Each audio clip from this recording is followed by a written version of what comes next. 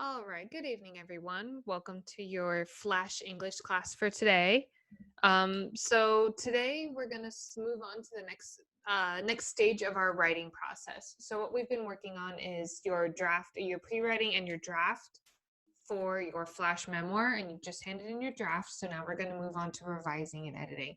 We're going to do this in two ways. One, I'm going to talk a little bit about the difference between revising and editing.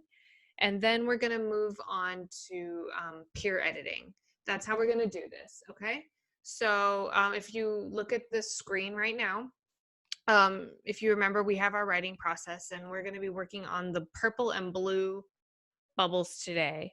And we're going to be doing this with a peer. So first of all, let's talk about what we mean when we talk about revising and editing. So what I'm going to have you do is when you pair up, I'm going to have you exchange papers with a partner. And after you do that, you guys are going to read each other's papers twice. The first time we read through it, we're going to be revising. So when we're revising, we're looking at content organization, sentence structure, and word choice. These are the meat and potatoes of your paper. So this is actually what you're focusing on, what the person is actually trying to communicate, what they're trying to convey in their paper. The words you want to have in mind as you're doing this are add, remove, move, and substitute. So should they add more details? Should they remove superfluous information, like extra information that they don't need? Should they move things around to make it flow better, or to make it make sense chronologically? Should they substitute something? So instead of, maybe there's one metaphor that you think would work better, or maybe they should add a different anecdote or something like that in their flash memoir. Once you've gone through once and you've revised, then we're going to move on to editing. This is what everyone always thinks about when they think about proofreading their paper. And that's what I'm going to have you guys do for each other, is essentially proofread. So what we're looking at now is we're looking at spelling, grammar, clarity, and precision. And the action word you want to have in your head as you're doing this is correct. So you're going to be correcting things. So if there are misspelled or misused words. When I say misused, I mean something like maybe using a word incorrectly, like not knowing the definition or the meaning or connotation or denotation of a word. That's what we're looking at when I say misused words. When we look at grammar, we're looking at syntactic structures. There's your 50-cent word for today. So we're looking at the way that the sentence is constructed. Does it make sense? We're also looking at punctuation. So are they misusing commas? Are they not using commas? Do they have any sentence fragments, anything like that? That's what we're looking for. We're looking for clarity. So does it make sense, or is it just a big jumble of words? And precision, are they using the best word that they could possibly be using in this case? Or are they using 6 words when they could have been using 2? These are the things you want to look at. And because the reason you're doing this is because you want your partner's paper and your paper to be as readable as possible. So do me a favor and jot this information down. If we don't have it, I will post this, but that's this are the things I want you to have in mind as you're looking at your partner's paper. So,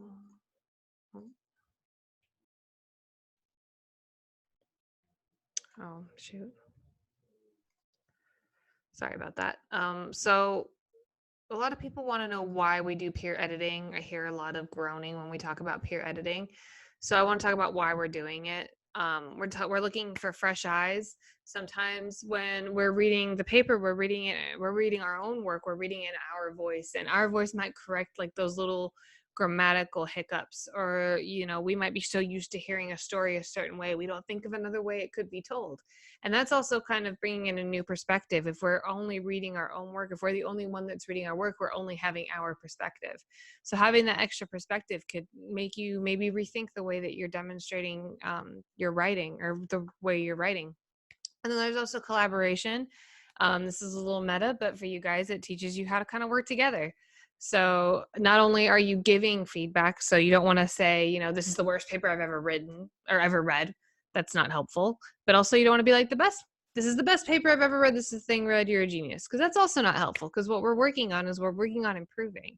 And then if you're the person that's getting the feedback, that helps you learn how to take that constructive feedback and make sure that you aren't taking it personally and you guys are communicating well and that your partner is understanding what you're trying to tell them. So the questions I want you to ask yourself as you're going through this process. The first time we're doing it, we're revising, correct? So what I want you to ask yourself is, can you identify their main idea? Does their essay flow in a logical order? And is there anything repetitive or unnecessary? And then as we're editing, I want you to look and see, is there any misspelled or misused words? Is there variation in sentence length and structure? Is it repetitive? Does it sound pretty, I guess? And are there any mistakes in grammar or punctuation? That's going to be the most of what we're doing with that.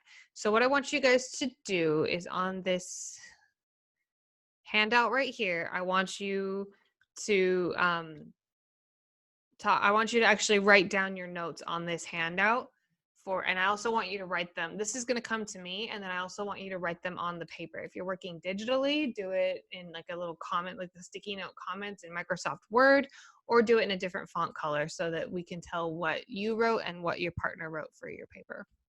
So an example of how to work this, what went well, you want to give them a compliment. Like, writing is hard. We all know this. So like, we want to say something specific like good vocab.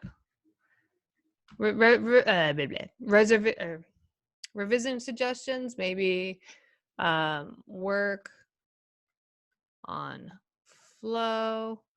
And then maybe in editing, say misuse commas or something like this. And then I want you guys to actually mark that on the paper because it's not useful unless they can see the specific example. Anyway, guys, thank you for participating in our quick Flash English lesson, and I will see you guys later. Have a great day.